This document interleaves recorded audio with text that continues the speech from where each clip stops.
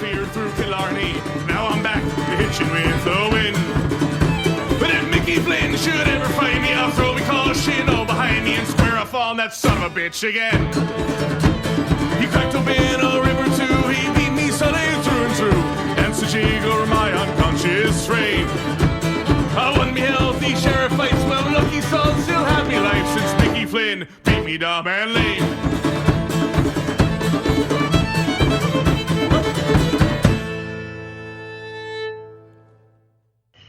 What is up, everybody? Welcome to another episode of the Disciples of Ed right here on the Always Next Year podcast. I'm your host, Rob, and tonight I'm joined by Steve and by our special guest from O&B Puck, Isaiah. Isaiah, thank you for taking the time to join us tonight. Oh, it's my pleasure. Well, it's been a rough past couple games to the Flyers. A 7-1 loss the last time out Monday night in Pittsburgh, and before that, a 6-3 decision losing against the New York Islanders. So after a nice come-from-behind win against Columbus on Saturday, a 7-4 win where they scored 5 consecutive goals in the third period, they've really gotten outworked, out-hustled, pretty much out everything these past couple games. And obviously they've given up a lot of goals, but what has been, and Isaiah, we'll start with you, what has been a glaring issue for this Flyers team over these past couple games? Well, the defense has just fallen apart. The defense core in particular has performed very poorly. The gap between the forwards and the defensemen has not been what it needs to be, so the forwards are indicted as well. And I think the coaching staff has not responded well to some of the strategy of teams that are attacking their system by overloading defensemen. We saw an example of that on one of the goals with the New York Islanders, and that continued the entire game and into the Pittsburgh game as well. So the Flyers aren't responding very well to the forecheck. So I think the defense is, deserves the biggest indictment. I think it's a system-wide breakdown between the coaches and the players. Yeah, one thing that's kind of been consistent has been getting off to slow starts. Pittsburgh, they got blown open early. A 4-goal first period that they allowed? Yeah. Oh, yeah. I think it was a 4-goal first period. And then the Islanders game, they took an early lead, but then the Islanders answered right back, and the Islanders ended up winning the first period and kind of running away with that game. Steve, what have you seen over these past couple games that draws some concern from you? Yeah, I pretty much agree with what Isaiah was saying. It's just pretty much systematic, and it's crazy the coaching staff didn't really adjust, but also I agree with you as well, Rob. These slow starts are consistent with this, what you call the core. And it's pretty maddening to see that it's a very consistent thing after all these years. And even with the new young defense that we have and the guys they brought in, and it's still happening for these gaps, these mind lapses where they just get outworked and then all of a sudden the puck's in the net, nothing really the goalie can do. It's just frustrating. You said there's nothing the goalie can do, but they've given up 17 goals over their past 3 games and 13 over the past 2. And it doesn't matter who's in net. Brian Elliott has struggled in that stretch, and Carter Hart struggled mightily against the Islanders. And he had a number of very, shots that he should have stopped in that game that he let into the net. Oh, yeah. Is Carter Hart, Steve, we'll start with you this time. Is Carter Hart a concern right now, or do you think it's just a slump that he can get himself through? I'm going to go with the latter. It's definitely a slump. The guy's 21 years old. Just now, he's got a new system in front of him. He's got to adjust to that. I'm going to harp on it. He's 21 years old. The kid is really mature for his age, but I think it's just a cold streak for him. He'll get over it. He'll get through it, and then he'll be the elite goalie that we really think he'll be. Hopefully it starts tomorrow night. Yeah, I'm certainly on board with that. I think it's just a slump. I'm not concerned about it, but it's still rough to watch, especially the fact that he went out there against the Islanders on Sunday and he let in, I'd say, at least 3 goals that he should have stopped. Isaiah, what do you think is the issue pressing for Carter Hart right now?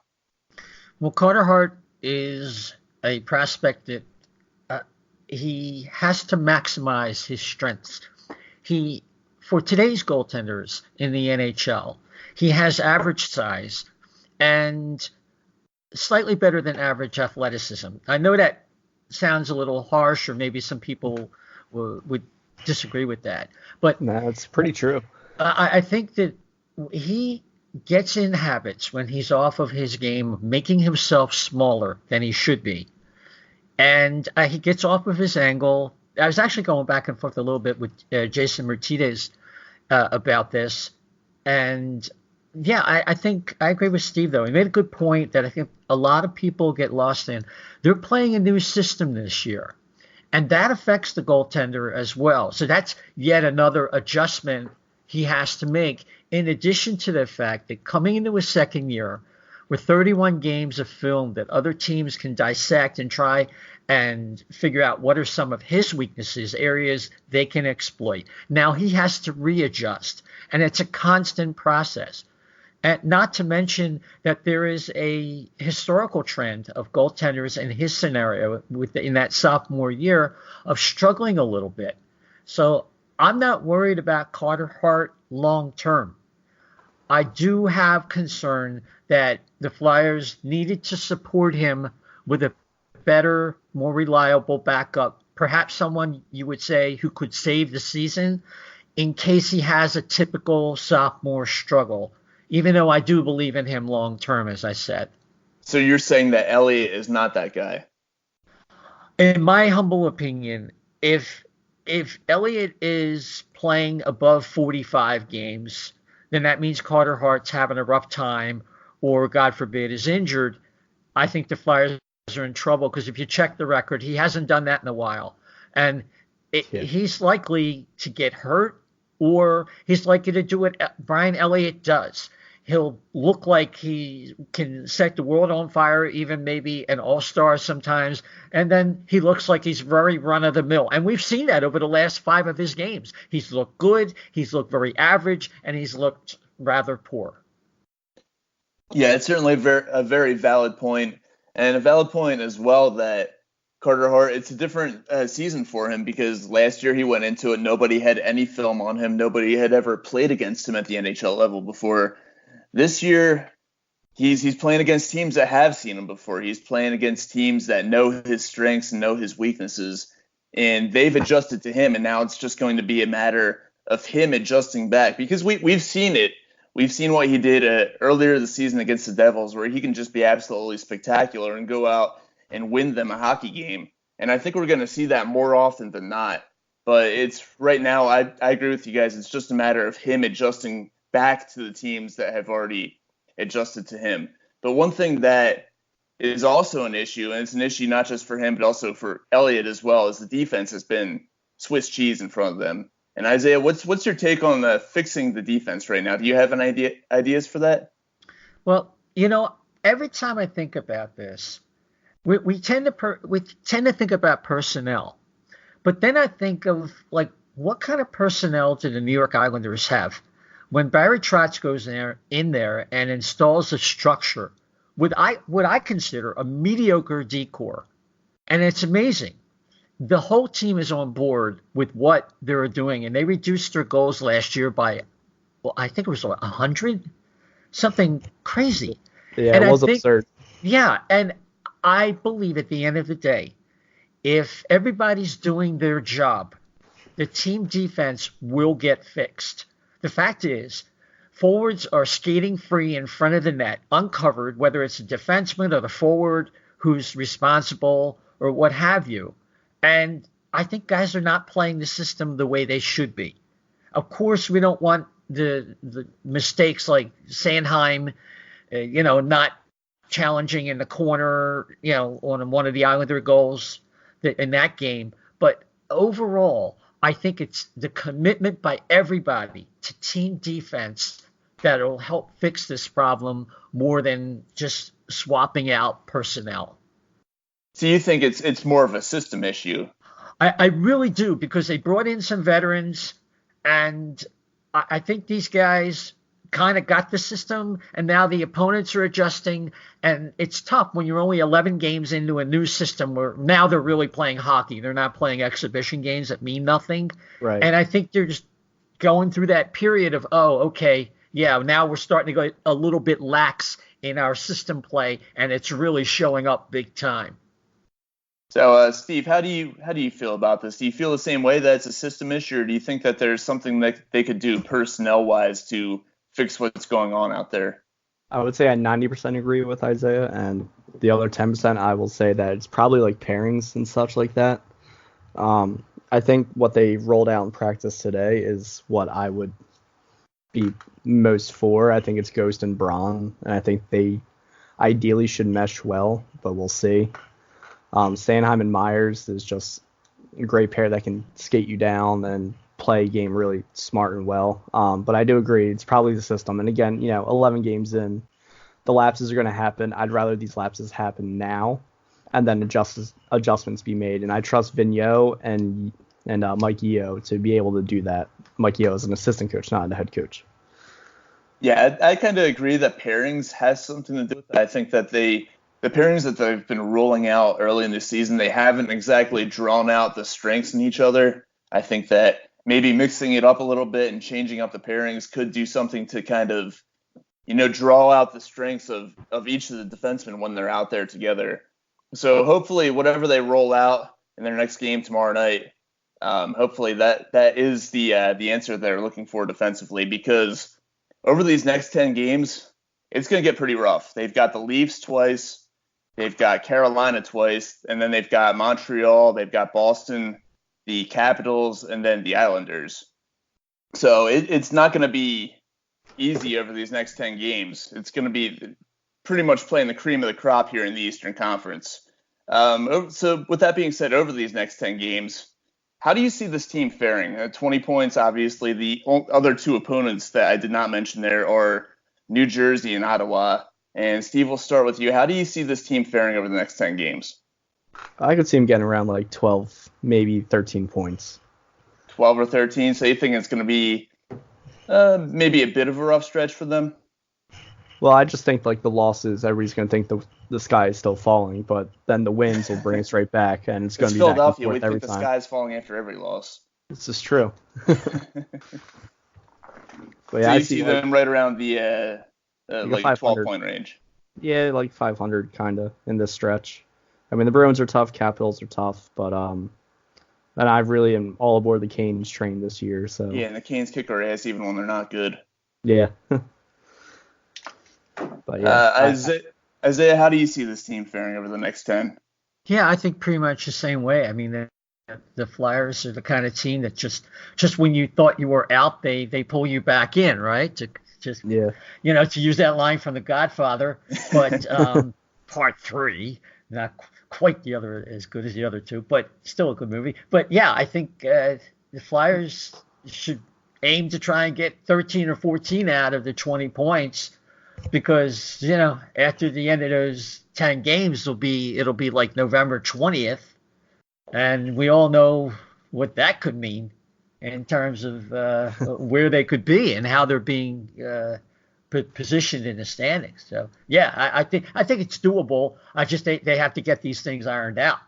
yeah, it is a tough stretch, like of 10 games. It seems like. I mean, the Devils and Senators, they seem like easy wins, but knowing the Flyers, they could blow one of those. But Especially if one's a matinee game on a Saturday. They'll lose that. oh yeah, of course. I didn't look at the exact times of the games. I just know those are the next opponents. Yeah, but also at the end of this stretch, it brings us to like the 22 game mark, and that's when we really get like a better feel of like what this team is, I would say.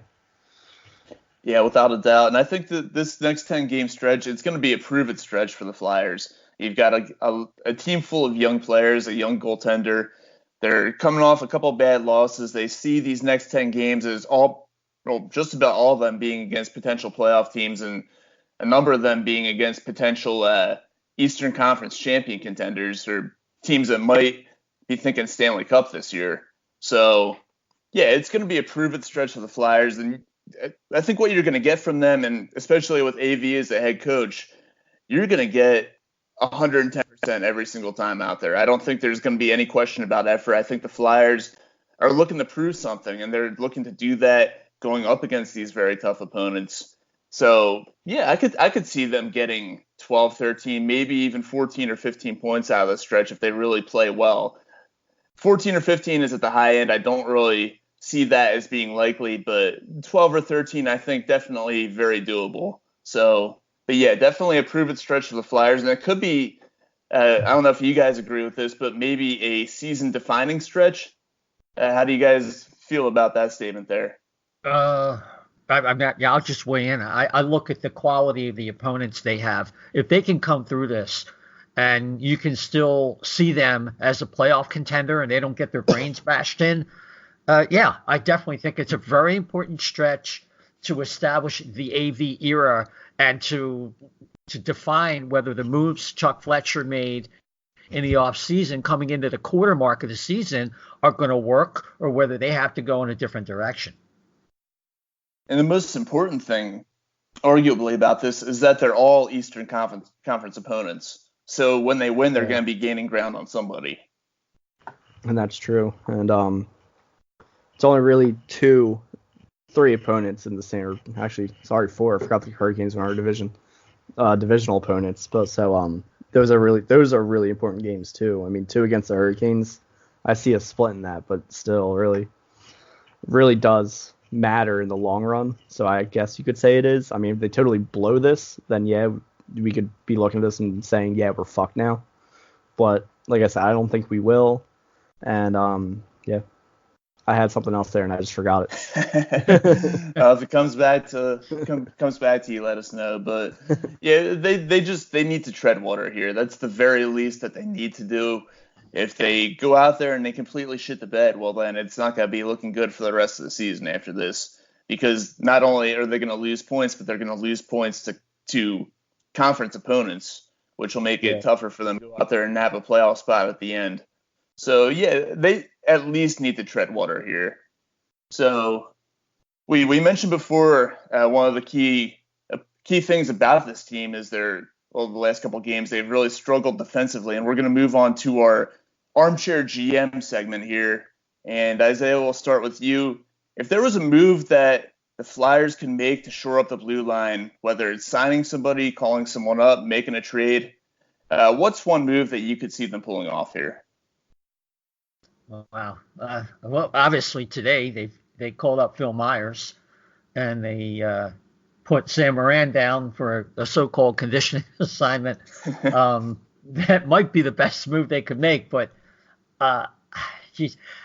Well, I really thought about this. I mean, I was thinking in the off season that if the Flyers had problems with signing Provorov, like what if they had to, where would they trade him? Who would they target and all that? And just making it relevant to the question now, I've had my eyes on Hampus Lindholm of Anaheim. And if there's anybody who maybe could be available, it could be him. Because despite the fact that they got off to a good start, and they traded for Goodbranson and all that, they're going to fall back to terrible trade. Yeah, absolutely. Sorry to derail. No, it's okay. I'm fucking sick of teams helping out the Penguins in their salary cap with their terrible players. Yeah, well, Bob Murray is really good at drafting and developing and all that. But John Gibson, who's probably the best goalie in the league this side of Vasilevsky, but I mean, he's going to keep them alive for a while. But just to focusing on if there's anybody who maybe I would focus on, it'll cost you like incredibly like Sanheim and something else maybe. But they're still in building mode. There's no way that team is going to be a playoff team. I just don't see it. They still have some good pieces. Agree. Yeah, they still have some good pieces left over, but I think at some point he could be somebody that I would keep an eye on if I were the Flyers. But I don't think that's anything like that is going to happen right away. I think if you're talking about over the next few weeks, I think they've made their move with Myers. And like you guys are saying, they're going to have to try and get these pairs together now that Phil Myers is here, and hopefully they can work it out. I like the fact that Phil Myers and Sanheim are really good skaters and all that, but they're both very high risk, high reward players right now. So that kind of feeds into what their problems are. But that's I think that's the best answer I could give you. in terms of outside the organization, because as you probably both know, I mean, guys are number one, number two defensemen just don't get traded this time of year. Steve, what do you have here in terms of a move that they can make, shoring up the defense, if there is any? I'm a Robert Hagg fan, and I know I pronounced it wrong, but but I am of the opinion to trade him so you can give Myers more NHL time, develop him. So my original thing was trade Hagg so you can bring up Myers and then alternate him and Moore and maybe give Moore some time. I like their loophole of the conditioning stint for Sam Morin, so that they don't have to put him through waivers. I'm not sure how long that lasts, but we'll see. But I do 2 weeks actually. Okay. So it's good for him to get some skating time there, some game time, and then come back up with another fresh attitude and then be the seventh guy. I would rather have him in over Chris Stewart. And then if, even if Ghost is struggling, which he has struggled a lot this year, he's 26 now. I'm okay with giving him a scratching just to let him reset himself and then get back going, and then you bring in Moore, who's a completely different type player. But just really you can really see these spots where you can really adjust the lineup, put in Moore over Myers or even Ghost at this point. Just try to find something to get this team going. I'm not really looking at a trade for someone else right now because I am that high on Myers, but let's revisit this come the 35 game mark. All right, well, I'm sure we definitely will be talking about this around then. You actually stole my idea of moving on from Robert Hagg and opening up a spot for Phil Myers, just simply because I think Phil Myers is a much better defenseman than Robert Hagg is, and he's got a higher upside. And I think we saw it during the limited action that he got last year when he was out there on the ice. He was always very effective. He had maybe a couple bad games here and there, but by and large, he was always very effective when he was out there. And I just want to see, how much he can improve on his game this season, because I think he would stand to benefit more from playing up the Flyers than he would down at Lehigh Valley. And so, yeah, I'm on board with getting rid of Haig and opening up a spot for Phil Myers to come in. Yeah, and he also has that little bit of familiarity with Alain Vigneault by going to the World Championships with him in the offseason. That is a good point. I actually completely forgot about that. Yeah, just a little cautionary, though. They basically handed that job, number 6 job, to him, and he couldn't take it. So I would caution short term anyway, because I really like Phil Myers and his long-term future, but he plays a little reckless, and he tries to force things, and he's just got to get out of that habit, and he'll be fine.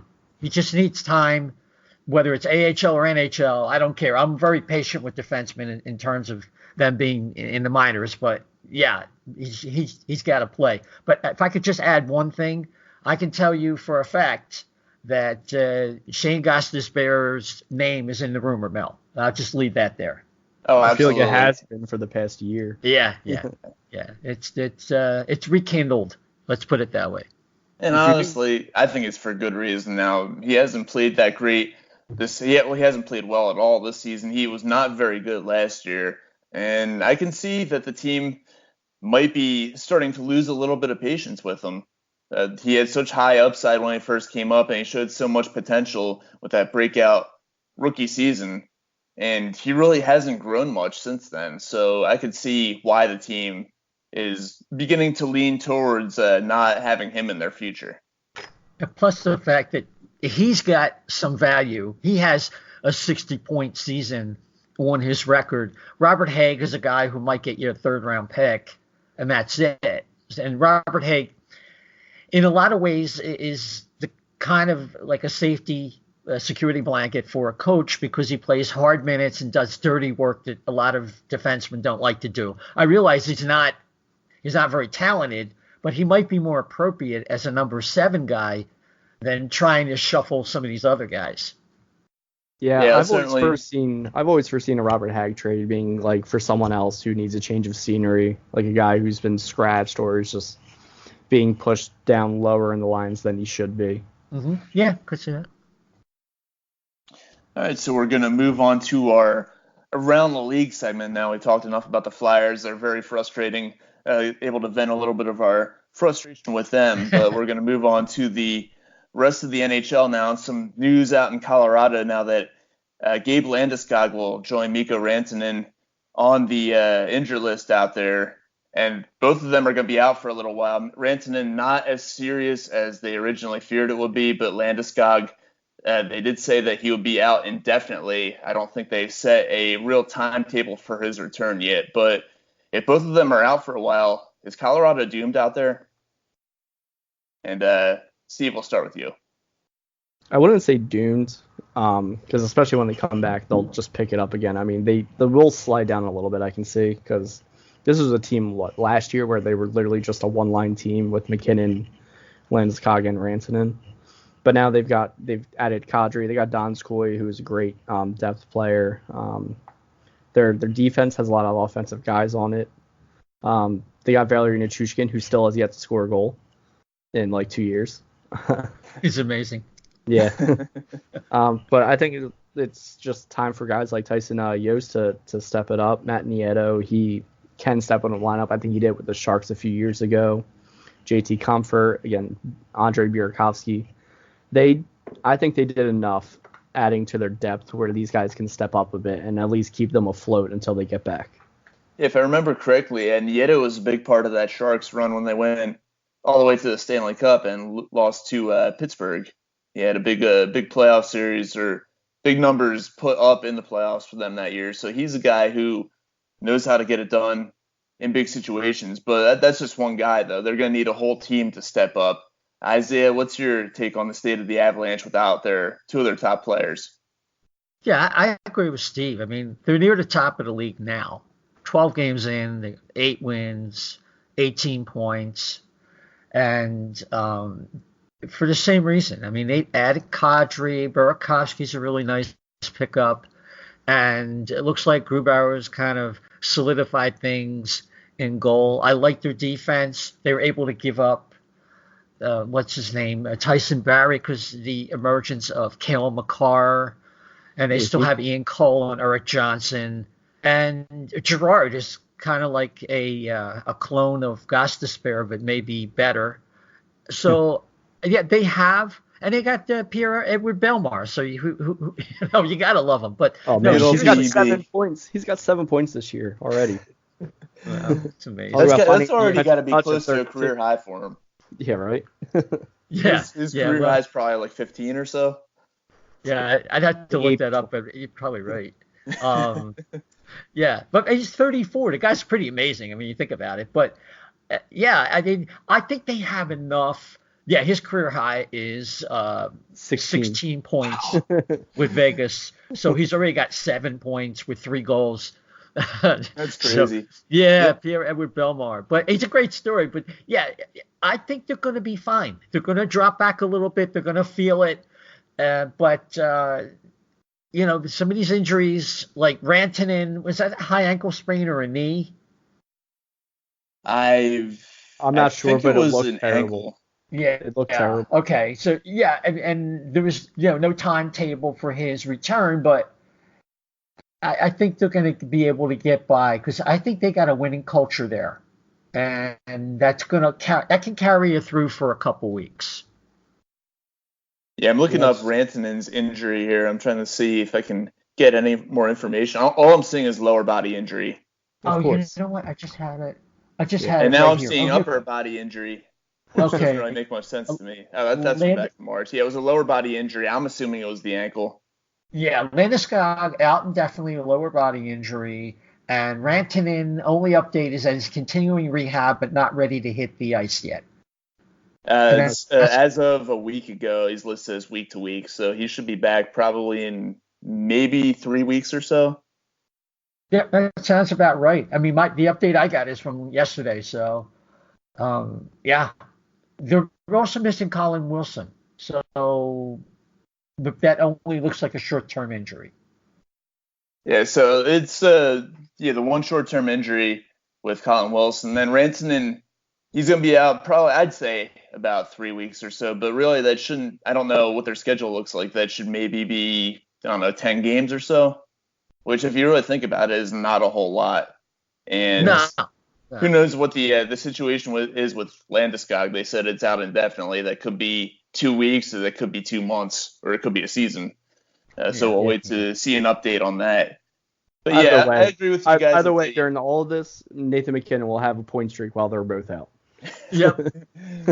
One of the most underappreciated players in the whole sport. Yeah, absolutely.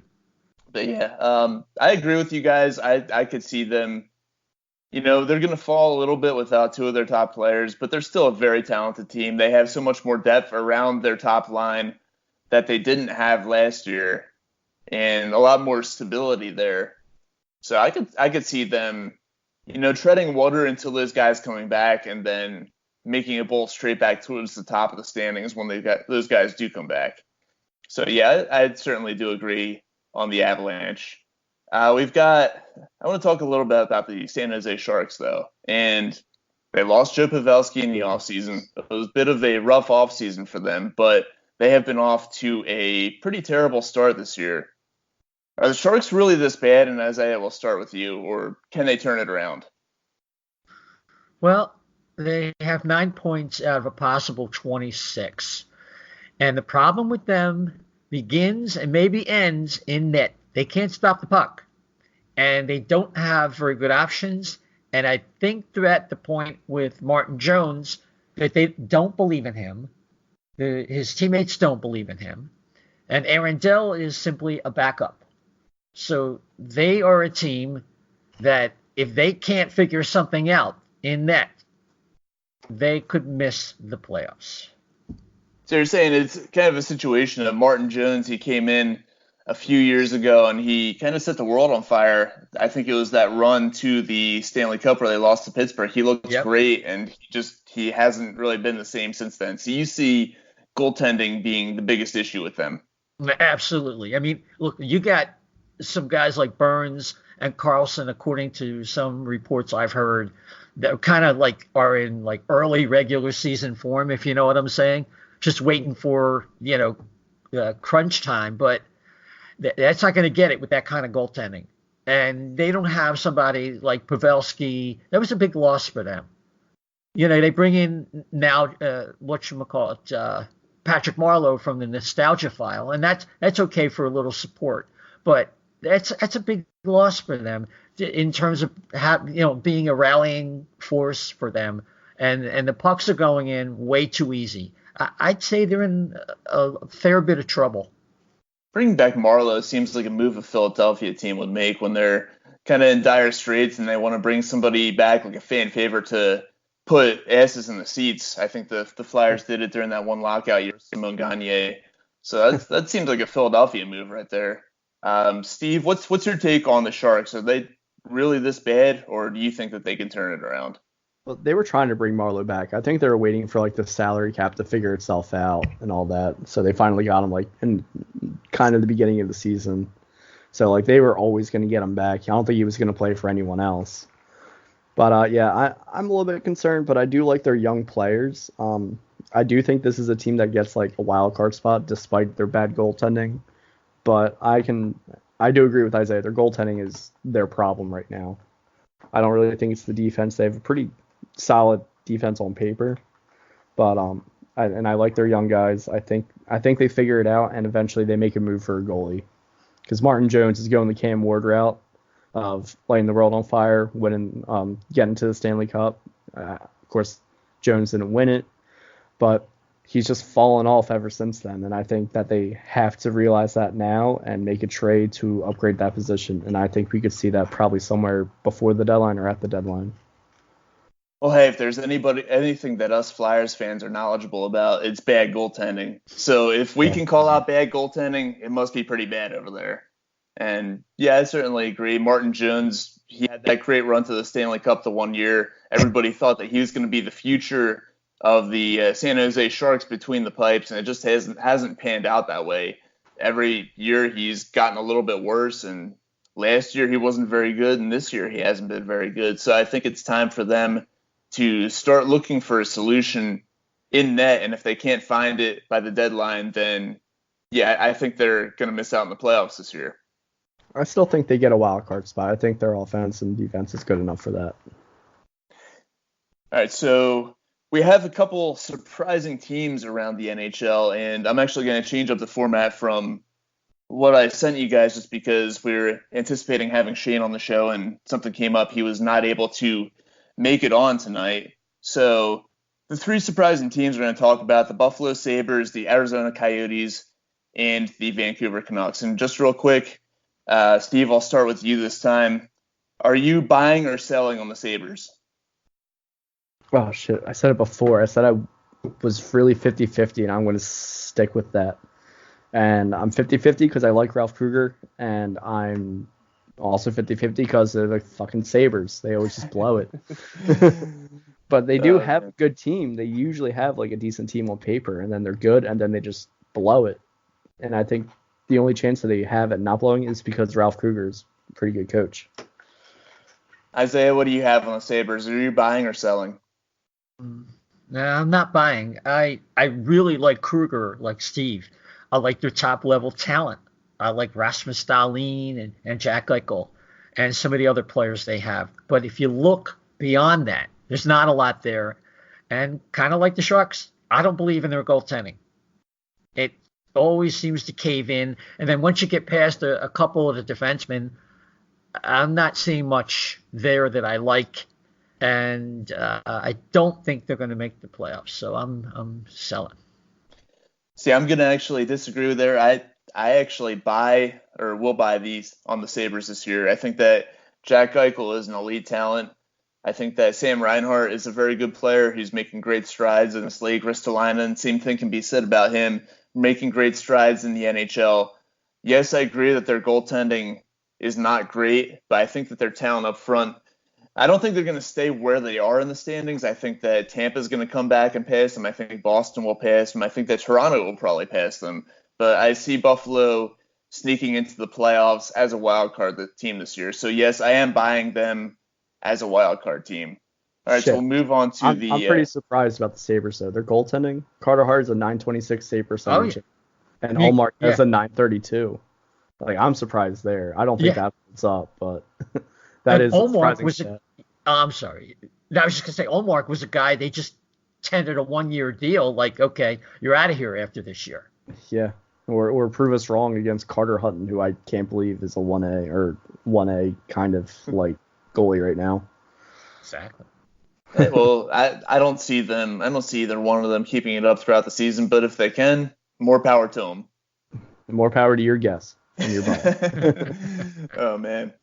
All right. So the next team we're going to talk about here, and Isaiah, we'll start with you this time. The Arizona Coyotes. Are you buying or selling? Oh boy.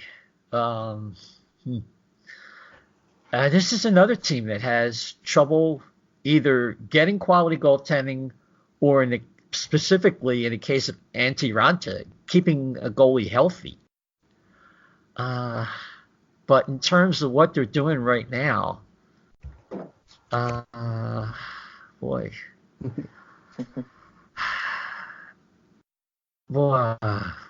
I like some of their talent. I like their coach. I'm going to say I am going to buy into them because I like some of their young defensemen, and I always like Oliver Ekman-Larsson. So maybe if they can keep a goalie healthy, I like what they have going on there, finally for them to break through and have a playoff spot. Steve, what do you got? I'm buying in the sense that they're going to compete for the playoffs all year, but they're not going to make it. So you're buying on them improving vastly over last season, just not good enough to make the playoffs. Yeah, and Isaiah brought up their goaltending, and I like Darcy Kemper a lot more than I like Antti Raanta. I just think Kemper's that guy who's been a backup, who always deserved more starts, and I think he's going to get it with the Coyotes and then perform well. And then you look at like their young players that Isaiah mentioned, and then you add in like Phil Kessel, who should add some scoring to this team. Derek Stepan will take the tough minutes, and then when it looks like Hjalmarsson's hurt, I think when he gets back, I'm just looking at games played. But when he gets back, he could really solidify their defense even more. And I think all of these factors will help them compete for the playoffs, but not quite make it. Yeah, I'm kind of 50-50 on them as well. I'm sorry, Isaiah, go ahead. No, I was going to say I gotta stand corrected. I did not know that Kemper had taken that job away. He played 50 games last year. I didn't know that. So yeah. I think Ronta was hurt though. Yeah, Adds to but what I you didn't said know earlier. he was really good. So I stand corrected. Sorry, go ahead. As I say, I'm 50-50 on the Coyotes right now. I don't believe in their goaltending, but I think adding Phil Kessel to their offense, it definitely adds a new dimension. It's not just a veteran presence, but also a guy who can go out there and make a lot of plays and score a lot of goals, and it opens things up for them. So certainly a completely different team than they have been in years past offensively. And Ekman Larson, another one of the budding talents in the NHL. He just doesn't get enough love because of where he plays. Nobody watches the Coyotes. Nobody cares about the Coyotes. But Ekman Larson is, I'd say, even one of the elite defensemen in the NHL. So, yes, they certainly have the talent up front to be a playoff team. The goaltending is a huge question mark, and that's why I'm on the fence 50-50 with the Arizona Coyotes. And by the way, you have no idea how much effort it takes to call them Arizona and not Phoenix like I have continued to do throughout my whole life. All right, so Steve, we'll start with you this time. The last team we're going to talk about here, the Vancouver Canucks. Are you buying or selling? 100% selling. This team 100% is selling. Yeah, screw the Canucks. They suck. They literally are Elias Peterson and then somewhat Brock Boeser and Bo Horvat. I can't speak now. Other than that, they have no depth at forward. The defense is adequate at best, I would say. Tanev is dying. Tanev and Edler on the downside of their careers. Quinn Hughes, sure, he looks good, but I don't trust anybody else on that defense. I do like Markstrom at goaltending, goalie, and Thatcher Demko. He should be a young up-and-coming. He's got really good stats right now, but I just don't see them doing much else this year. Isaiah, what do you got on the Canucks? Yeah, I have to agree. I don't really like their defense after Quinn Hughes. He's only 20. And some of these other guys are really long in the tooth or just hangers on. And that catches up to you. I do like their goaltending, though. I'll tell you what. Thatcher Demko should be long-term. He might be every bit as good as Carter Hart. And Jacob Markstrom, if I could trade Brian Elliott and Sam Moran or something for Jacob Markstrom, I'd do it in a New York minute. But no, other than that, I have to agree. I don't think they have enough to keep this up. You know who would help their defense? Robert Hagg. Oh, man. I predicted that that a idea year to ago. Chuck Fletcher. I predicted this trade a year ago, so I'm just holding out hope that I will be right. What Hagg for who? I think it was Jake Virtanen. I could definitely go for that. Yeah, right. Oh, two guys need to change the scenery. Could use more depth at forward. Works out for both teams. Speak it into existence, Steve. Yeah, 15 goals, 25 points. Not a big hockey IQ, but lots of speed and fast on the forecheck. Like a Torinsky that could actually play at the NHL level. Right. and still cheap. That's it. Oh, man.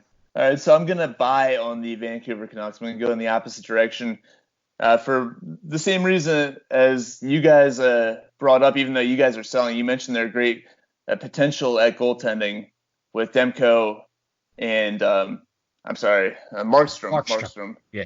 I think that they have great potential at goalie. Their defense, not great, but I love their talent up front offensively. I'm a huge fan of Brock Boeser.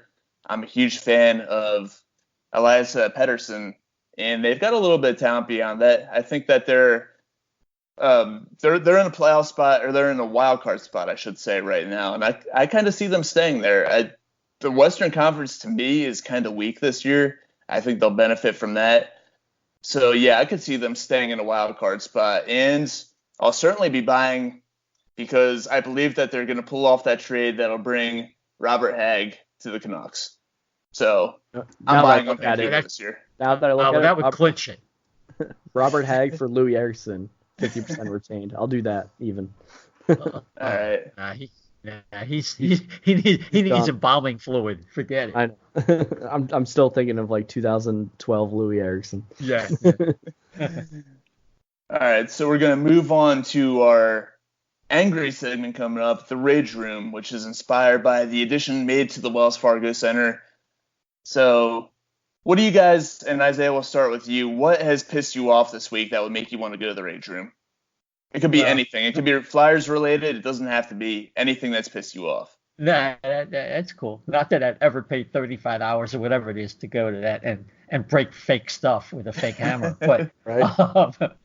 Nothing pissed me off more than the last period in Pittsburgh, and the Flyers left a man wide open with 6-7 seconds left in the game, and they couldn't give Carter Hart a clean period to gather momentum to go to New Jersey.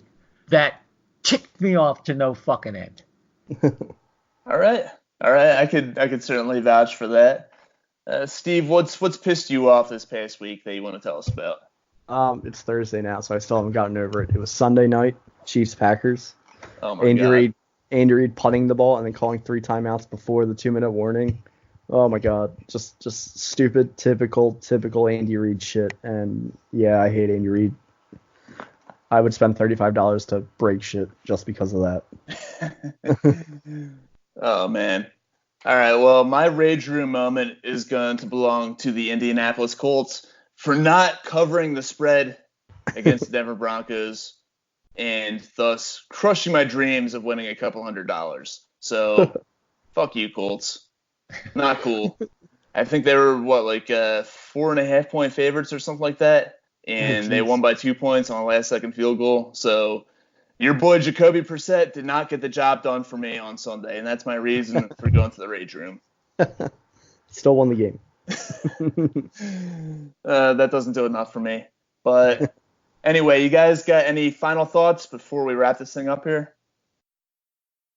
Yeah, I think that if the Flyers' inconsistent play continues, having replaced top management, the GM, all the coaches, it begs the question: is the Claude Giroux era worth salvaging anymore?